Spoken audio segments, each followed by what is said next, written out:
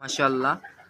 তো ভিতরের রুমটার ভিতরে যেখানে দেশি কবুতরের সেটআপ করতে চেয়েছিলাম, দেশি কবুতর তো আনা হইল না। বাসায় যা ওয়েস্টেজ গিরিবাজগুলি ছিল, ওয়েস্টেজ বলব না, যেগুলি অনেকদিন ধরে পেয়ার দিতে পারতেছিলাম না আর যেগুলির বাচ্চা তেমন রেজাল্ট করে না, সেগুলিকে পেয়ার দিয়ে রাখছিলাম। মাশাআল্লাহ, এখানে এক পেয়ার দেখেন, এটা তো একটা ভিডিও দিয়েছিলাম, অদ্ভুত একটা জায়গায় ডিম নিয়ে বসে আছে। দেন এখানে এক জোড়া আছে, এই যে এই পাশের এই জোড়াটার বাচ্চা এই যে এই খোপটার ভিতরে আছে। দেন উপরে এখানে একটা নর আছে, একদম উপরে একটা মাদি আছে।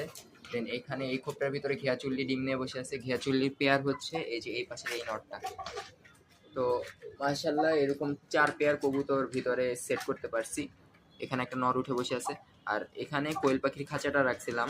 যে কয়টা কোয়েল পাখি আছে, কোয়েল পাখিগুলিকে ভিতরে ছেড়ে রাখছি। দেখেন ওরা কত সুন্দর ঘুরতেছে। প্রায় সময় ছেড়ে রাখি, ওরা এইভাবে ঘোরাঘুরি করে। প্রথমে ভাবছিলাম যে কবুতরের সাথে ছাড়লে হয়তো বা প্রবলেম হবে, পরে দেখলাম না, কোনো প্রকার প্রবলেম হয় না। মাশাআল্লাহ, খুব সুন্দর, যে যার যার মতন থাকে। কবুতরগুলি বেশিরভাগ আমি উপরে উঠে বসে থাকে, নিচে নামে শুধুমাত্র এই যে খাবার খাওয়ার সময়, আর এখানে পানি দেওয়া আছে পানি খাওয়ার সময়। তো এই ব্যাপারটা খুবই ভালো লাগলো যে তারা কোয়েল পাখিকে কোনো প্রকার প্রবলেম করে না। তো এই হলো ভিতরের আপডেট। মাশাআল্লাহ, কবুতরগুলি সেট হয়ে গেছে। 4 জোড়া হইলেও সেট হয়েছে। প্রথম দিকে সেট হইতেছিল না বক্সে, এখন থাকতে থাকতে মাশাআল্লাহ সেট হয়ে গেছে।